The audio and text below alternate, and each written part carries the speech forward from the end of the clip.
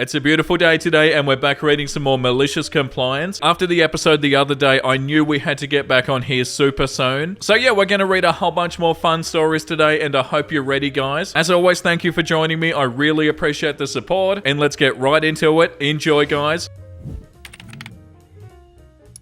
I need a doctor's note to work from home for more than 2 days while I have an unidentified, presumably contagious illness. If you insist, it's a tale as old as capitalism. My job, which to be fair, I freaking adore working at, and I'm so grateful for and happy at, requires a doctor's note because I've been sick and working from home for 2 days. Now, I haven't just had a minor cold or flu. Several days ago, I came down with the worst cold and flu symptoms you can imagine, and things start going downhill from there. It got to the point where I have now been to the ER 2 days in a row because of tonsillitis and excruciating pain brought on by swallowing tiny sips of water. It's not great, and despite a whole battery of swabs and tests, the doctors don't know what the underlying bacteria or virus causing these symptoms is. Obviously, there's no way in hell that I want to infect my co-workers with this plague, so I told HR that I'll be working from home until I'm feeling better. Since my job can be done 100% remotely, they hit me back with the ever famous, if you need to work from home for more than 2 days in a week, you'll need a doctor's note since it's against our policy. My first instinct was to just go down into work looking, sounding and feeling like death, but A, I don't want to infect my colleagues, and B, I legitimately believed that I'd pass out on my walk to work and I'd have to be taken to the hospital yet again. Instead, I spoke to the ER doctor from earlier this evening, my second visit in as many days. I asked him how long he thought that I should stay away from work or work from home, and then I told him I needed a note so I could stay home. He had a brief flash of vaguely furious, what the hell, cross his face, at the idea that my job would force someone as sick as I am to come in and risk the health of those around me, and then assured me that he'd write the note. I was thinking it'd be the basic they should continue to work from home until the end of the week. Nah, bro came through for me. He wrote a note saying that I should be off work for at minimum another week, and then added the piece de resistance. Infectious disease requires more time than 2 days to improve. Well, what a legend. And yeah, you don't need to be working from home, you need to be not working. The doctor's like, what the hell? You're having some time off. Story number 2 is called Religious Workplace Wouldn't Give Me Time Off for My Grandma's Death. This was a few years ago, but I'm still salty about it. I was doing out of school care with kids. I knew my grandma's health was going downhill. I informed my work that in the near future I would need to take some time off and drive the 12 hours to my hometown to see my family. I got a call a few weeks later that the time was coming and I needed to go say my goodbyes. I told my work, at first they were fine. Then when I was in my hometown, my grandmother passed away. I was so close with her and I took it very hard. My work told me that I get 3 unpaid days off and then I have to come back after it. Now keep in mind, it's a childcare company that values religion and family, blah blah blah. I told them I was not mentally ready to come back. I didn't want to deal with all the kids' questions, and even when you try to hide your sadness, they know, they're smart. So I went to a walk-in clinic and I explained my situation to my doctor, who was beyond pissed off that she even needed to write a note for me to take time off. I told her a week should be fine. She said, I'll write 2 weeks just in case. Emailed a copy of the doctor's note to my work and took the full 2 weeks. They were so salty after I came back. Don't sit there and praise your amazing values when you don't even have basic human decency. Yeah, oh god, that sucks. Also, I was not expecting them to be so similar. So what we've learned so far is workplace bad, doctor good. But yeah, that's right though, this is so bad. And the fact that they're not understanding, so when you get back there, they're upset at you. That's unbelievable. Like honestly, how dare they? That's so bad. The next one is called The Time I Was a Victim of Malicious Compliance, and it still makes me laugh. About 30 years ago, I was an admin and facilities manager of a Royal Mail sorting office, and one day every one of the liquid soap dispensers in the toilet was empty, so I found a passing cleaner and I told him, not my job, that's the night cleaner's job to fill them up. Yeah, well he obviously didn't do it, so you need to go to the cleaning cupboard, get some soap and make sure there's some in the dispensers so people can wash their hands. I go back upstairs to my ivory tower, and 5 minutes later I get a phone call to say that I need to go sort out the liquid soap dispensers. I go back downstairs and in each liquid soap dispenser, there's a bar of solid soap. Wow, that's so funny. Like, yeah, I'll put soap in them for ya, even though it's not my job. And how could you not laugh at that? That's so funny. I think this is the first one we've ever read from this perspective. So at what point did you realize that, you were in the wrong? Pretty fast, I'm assuming. The next one is called I Can't Take Notes on My Computer. Fine, I'll use a typewriter. So, some backstory. I've got a Spanish teacher that absolutely doesn't allow us students to take notes on our computers because we'll use them to play games. She's told us that we need to take notes on paper, but didn't say with a pen. So I decided to to do something that I've wanted to for a long time. You see, I collect typewriters, so I decided to simply use one of those. So a few weeks ago, I walked into class and I pulled out this beast of a machine, a Lectra 860. The teacher was shocked and annoyed, but when I told her that we're allowed to take notes on paper, she actually let me use it. So I suppose it did have a happy ending for everyone besides mine and my classmates' eardrums. And lucky me, after bringing it to class a total of 7 times and taking very loud notes, we're now allowed to take notes on computers. Yeah, the top comment, you should have given some to your classmates. Just think, 20 typewriters all going off at the same time. Like, yeah, it is funny, but at the same time, the teacher has a point, don't they? Like, all the teacher said was don't go on a computer so you don't play games or get distracted on your computer. It's not like because they said that they should be punished or something. But yeah, I suppose it is a stupid rule to not be able to take notes on a computer. Just imagining somebody clacking on a typewriter, I wouldn't even be able to stay in the room, I don't feel like. The next one is called How I Complied My Way Out of a Parking Ticket. A few years ago, I parked in a paid parking lot, but I forgot to buy a parking ticket. When I came back a few minutes later, I discovered an $80 ticket on my dash. While I was frustrated about my own forgetfulness, the ticket itself was fair. However, I came to discover that the amount they had charged was not. Before leaving the lot, I noticed a small detail on the terms and conditions sign at the entrance of the lot. It said that a failure to pay for a parking ticket would result in a $70 ticket, not the $80 one that I was charged. While I'm no lawyer, I do know that these signs essentially create an implicit contract upon entering the lot. Therefore, the company was technically violating their own contract by charging me extra. I appealed the ticket, stating that I'd be happy to pay the agreed upon $70, but it was rejected. I then reached out directly to customer service explaining the same situation. They rejected my request to pay the valid $70 because their ticket amounts are non-negotiable. Cue the malicious compliance. I realized that by their own words, they're the ones attempting to negotiate the price by charging me an extra $10. So I called up the supervisor of their claims department. She was already aware of this dispute and immediately attempted to shut me down, saying the signage is not up for discussion. I reminded her that the company's policy states that ticket amounts are non-negotiable and that given what the terms on the sign stated, they were trying to negotiate a higher price. Once again, she shut me down, stating the signage is not up for discussion. The rest of the conversation went like this. Me. So where can I escalate this from here? Her. There is no more escalation. Next stage is court. Cue more malicious compliance. Me. It seems silly to go to court over $10, don't you think? Her. Yeah, it does. Me. Okay, well, I'll begin the small claims court process over the non-negotiable price issue then. Her. Okay. I was having fun at this point, and I was fully ready to start taking legal steps over this $10 on a matter of principle, and knowing that if I did, the company would immediately cave. Before doing that, however, I sent one final email to the vice president of the company. I explained the whole dispute, explaining the signage, their non-negotiable policy, and how the appeals supervisor told me that my next step was to take it to court. I offered them the opportunity to resolve this civilly before going on to that stage. Not even 3 hours later, I got an email back stating that my ticket had been fully cleared as a courtesy. I called their bluff, maliciously complying to the contract and the take it to court attitude, and it worked. As an added bit of pettiness, I replied thanking them and CC'd the appeals supervisor. I then directly addressed her, telling her that this is how easy it could have been resolved if she would have actually addressed the signage issue. The moral of the story, push back against parking lot companies. They use shady practices and they try to scare people into paying unjustly. Often a simple but credible legal threat will make any issue disappear. As some have pointed out, yeah, the parking tickets aren't usually enforceable. That being said, if I ever wanted to use this lot again, which is the only one in the area, then I would have to get it resolved lest I get towed. Also, I can't recall exactly how the appeals woman brought up court, but I don't think she implied that I should sue. I think it was more of a veiled "we will sue you" sort of statement, which was of course a bluff. Regardless, and as many pointed out, her mentioning court at all was a bad idea on their part. Good on you for doing this. This comment, you handled the situation in the finest manner available. The next one is called Think We're Equals. Okay then, it's a true story that involves 3 people. I, 27 male, am the CEO of a smallish company. Charlotte, 50s female, is the administrative assistant, and Tom, 68 male, is the CEO. I, 27 male, am the CFO of a smallish company. Charlotte, 50s female, is the administrative assistant, and Tom, 68 male, is the CEO. I served as the assistant CFO for a few years, where Charlotte and I both reported directly to the CFO. I was somehow at the bottom of the totem pole between Charlotte, the CFO, and myself, despite the title and pay. I received the work that no one wanted to do. I went with it because I knew that one day I'd be her boss. That day eventually came a few months back, and things have only gotten worse. Charlotte has always considered herself a financial expert, despite not knowing the bare minimum of accounting. When the time came for us to create our official organizational structure chart, showing who reports to who, Tom asked Charlotte with it, as things here are very straightforward. When I get the final chart, I'm out outraged as I see that below Tom, instead of it being just myself, I said that she's included her name as well. This was already approved by Tom and officially published. The audacity this woman had to think an administrative assistant is the same ranking of the CFO, but she also brown noses Tom, so I'm not surprised his decrepit self approved it. Now comes the good part. I mentioned this chart to several groups that we work with and they couldn't believe it. They're all aware of her incompetence and they all want her gone as she affects their business. I decide that if I'm not her supervisor, then I don't need to check any of the work that she does. I let this go for a few months and as much as it kills me, I leave all of her mistakes. Finally, the auditors come. They find numerous mistakes, calling all of our public financial data to be incorrect. At first, they came to me wondering how it could be so inaccurate. I then gave them the system data showing that it was Charlotte who made all of the mistakes. They continued to push though, as in previous years, the responsibility fell on the CFO. I then reminded them of our organizational structure chart showing that I was no longer in charge of what the administrative assistant did. They were upset, but one of the younger guys was laughing what I did. The auditors then strongly suggested that we fire Charlotte, or they'd have to issue their report stating things were severely misstated. She was fired last week, and Tom was issued a significant fine for being the supervisor responsible. I hope they all learned their lesson and I can hire a competent assistant now. And fair enough as well. I love this subreddit so much. I don't know what it is, but these are so fun. The next one is called Drop Everything and Help You Out. Sure, I got you. I want to start this post by saying, yeah, I know I should have gotten fired for this, and I do not recommend doing this in any service industry job. This happened several years ago while I was working as a waitress at a chain restaurant. There was this insane manager whom I had to work with on several occasions. She was young and thought that she knew everything, was quite trashy, and was sleeping with one of the higher-ups who was married, whose wife also worked at the same restaurant, but that's a different story. This manager, let's call her Mindy, was always on my ass about everything. I was one of the few shift leaders who knew what they were doing, knew how to make the restaurant money, and had many customers write great reviews and say wonderful things about me. I knew how to do my job and I knew how to do it well. Mindy always singled me out for things when things weren't even my fault. I would always just take it because it wasn't worth my energy fighting about it. She was the only person in the whole restaurant that I did not get along with. I had a great rapport with the bartenders, the servers, cooks, the back of house staff, and other managers. One day I came in to start my shift, but I was quickly pulled into the manager's office by a different manager. He wanted to bring it to my attention that Mindy had stated on my past shift that I was on my phone and not working hard. This was not true. I never carried my phone on me because it's a distraction. I didn't have room in my apron, my jeans did not have pockets, and honestly I didn't want to have it on me. I mentioned this to the manager and he gave me the benefit of the doubt but said he was going to keep an eye on me, as cell phone use had been becoming a major problem with several of the servers and bartenders in the past few months. One shift a few days after that was busy. I had a full section and I was sat with a party of 12 who all ordered beverages from the bar with water. I grab a tray, I fill up the water and I hand the glassware to the service bar in the kitchen area. Once all the drinks were on the tray, I slowly started to lift it to get it situated, as it was heavy. Mindy decided that this was the best time to yell at me and tell me that she needed me to run the food that was up at the expo line, where she was standing and expediting the food. I took a second to look over at two other servers who were leaning against the wall, much closer to me on their phones. I said, I'm a little busy, can someone else help? She snapped back at me and said, I told you to do it, so you need to do it now. At that moment, I honestly didn't even care anymore, so I looked her dead in the eyes, I smiled, I said, okay, and I literally dropped the tray of drinks that I was holding onto the ground, walked over the broken glass, crushing the cups under my feet, grabbed the plates of food, and I asked her where they were going while keeping the smile on my face. The look of horror on her face, the phone-dwelling servers' faces, and the cooks' faces were quite priceless. Once I delivered the food, I went to my party at 12 and I apologized to them and I told them I dropped the tray of their drinks and I'll be right back with a new one, still with that smile on my face. Once my shift was over, Mindy pulled me into the office and explained that what I did was not okay and she was going to write me up for it. So I had to sign a document stating I understood why I was being written up, and I refused to sign it before speaking with other management. There was much more discussed in this conversation, but I can narrow it all down. She said that I'd be fired if I didn't sign the write-up document at that exact moment. I still refused and said I would speak with the GM about it tomorrow morning on my next shift. The next morning I explained to the GM what happened and I stated that I was working while others were on their phones, but Mindy singled me out. I also asked him to check the cameras to see the incident take place, and I might say it was so satisfying to physically see me drop everything. After lots of discussion, the GM said there's no problem here, ripped up the write-up and told me to continue being the hard worker that I am, and I never had to work with Mindy again. The end. I'm so surprised how well this turned out. Like, that could have been so bad, but they're like, you know what, everything's fine. I'll happily drop everything and help you out. The next one is called You're Fired for Obeying My Rules. Please stay until we can replace you though. I love reading a good story here. This one's a little bit on the edge edge when it comes to malicious compliance, but I know the readers here would enjoy the story, and so here it is. Make up your own mind if it fits. It was 2005 and the lady I'd met over the internet, having visited me in Australia and me visiting her in the USA and meeting her folks and all that, she'd now come to be with me and we'd married. But since arriving to stay, she had a lot of problems as her vocational college degree was not recognised in Australia, leaving her with difficulties getting a job. She was determined and flexible though, and did some temporary jobs, clerical receptionist kind of things, using skills she'd learned while working at college as a librarian. She finally got a real job as a receptionist at a company that brokered loans, and she got on with things. One thing that was always a problem was that sales reps would have their clients come in, and they would tell the women to make coffees for them. That wasn't part of their role, so my wife and co-workers were told that they were not to do that. It was up to the salesperson to make the coffee for themselves and the clients. This was part of an initiative to try to retain women in these roles, as they didn't tend to stay long in what was something of an anarchic office. So my wife is working and a salesman. They call them financial advisors, but they were the credit business version of the used car salesman class. Client comes in and she buzzed the guy. He comes out and says to her to make them both coffees. She tried to be discreet but said that he knew that she couldn't do that. He blew up, went to her supervisor, and she told my wife to make the coffees. Later she had her in the office and fired her. Yeah, she was fired for trying to do as she was told. The opposite of malicious, but the karma comes in anyway. She was fired but asked to stay on until they got another person to replace her. For the next 2 months she continued to go to work, now able and ready to refuse anything that she didn't want to do, especially the coffee making. The same guy tried once, she said no, so fire me lol. They could not find a replacement. Word of their issues at the company had gotten around to the receptionist and clerical field locally. Edit, she reminded me the agency she had got the job through refused to send anyone. It was the third person in a row dumped when the probationary period was nearly up, so the agency was not being paid their commission. Then she was offered a much better job with some real responsibility and standing, and almost 30% more salary. Walked in the office the next day and told them she was leaving at the end of the day. No notice required, of course, and they'd still not got a replacement and did not find one for months more, by which time they were trying to replace 2 of them. Eventually the company let the woman supervisor go and initiated sensible rules. My wife never looked back, but we still have a chuckle 18 years later at how well getting fired worked out for her, and how badly it ended for the supervisor who fired her staff for obeying the rules. Yeah, oh my god, how awful. But yeah, that's right, at least it did end up being good. And like the top comment says, the absolute worst thing about this story is the fact that you told me that 2005 was 18 years ago. I didn't need that punch of reality at 6 a.m. Okay, time for one more. One $1 lottery ticket, please. I stopped at a convenience store to buy a drink. Sign in front of the register said, proceed to self-checkout unless buying lottery tickets using cash. I have cash. Self-checkout is swamped and employees are standing around playing on their phones. So I got the attention of one of the employees and I requested one $1 lottery ticket. And oh yeah, ring up my drink as well. Scowls were across the employee's face. The best part was I went outside, scratched the ticket, and I won $5. And we got to meet again as they paid me my hard-earned $5. People were still in line at the self-checkout. Yeah, like this comment says, inconvenience store. Yeah, it sounds like it. Okay, that was so fun and I hope you guys had a wonderful time. But let's read something wholesome. Huge shout out to the guy at the bar who said, I like your dress, ma'am. And when I was like, I'm a man, but thank you, he was like, oh crap, I like your dress, homie. I love you forever. A nice dress is a nice dress. Thank you, homie. I really appreciate it. That's so cute though. Like, whoa, sorry, my mistake, homie. Look, I'm your present and my future. Oh, that's bloody smooth and adorable. And of course, Sunday Kids made this. If this actually happened, that would be such a cute moment. Gentlemen, it is with great pleasure to inform you, I am an addict in recovery and I just talked to my daughter for the first time in 10 years. Oh my god, well done. Keep up the good work. That's so awesome. I don't even know what to say. That's so beautiful. Keep it up. That would have been such a beautiful moment. Now that I'm a mum, I can tell you with full confidence that if you think you've been tired without having kids, you absolutely have. Hard and exhausting work comes in all shapes and sizes. Gatekeeping helps no one. Please try to find time to have a cup of tea and a nap. I love you. Oh, that's so good. I love when you think it's going one way, but it takes a wholesome turn. I should have expected that on this subreddit. Oh my god, a ghost? Aw, it's so small. I used to be a mouse.